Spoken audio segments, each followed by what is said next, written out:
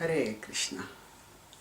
Let repetition be a re-petition.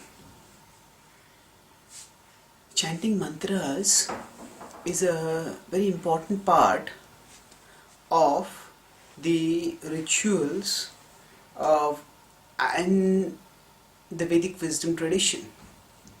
The mantras are empowered sound vibrations.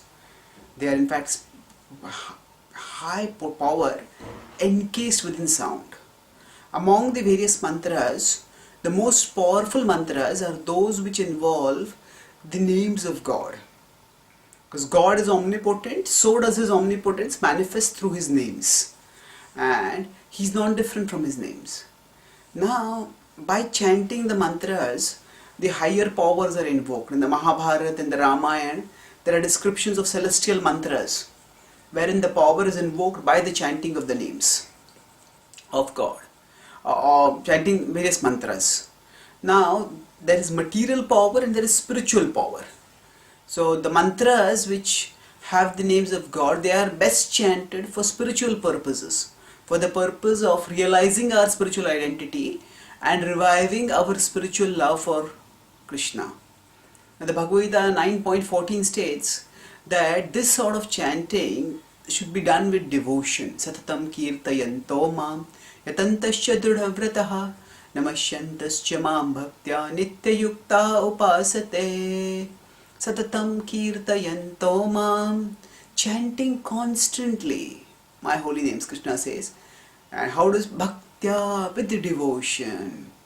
So the mantras, when they are chanted repeatedly, the repetition should be a re-petition. Petition is an appeal or a call or a prayer or a request. So the mantras which comprise the names of God are essentially prayers to Him for His mercy.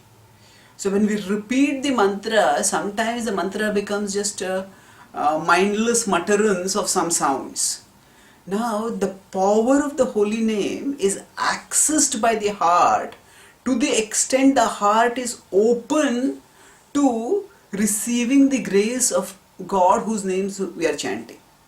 And that's why when the repetition is there, if it is just a mindless mutterance, just a mindless repetition of some sounds, then the heart stays closed. Our consciousness is elsewhere in other thoughts, and then because the heart stays closed, although the holy name still has power and although we still get some benefit, we get actually minimal benefit. But when the repetition is a re-petition, that means when we chant the mantra, we pray, Krishna, please engage me in your service, please have mercy on me. Then with that mood of re-petition helps us to relish the chanting of the holy names, because we can perceive Krishna's presence as is manifested through the chanting of the holy names, and that enables us to relish the chanting and to realize the spiritual potency that is there in the chanting, by which we can become self-realized and move onwards towards developing love for God. Thank you. Hare Krishna.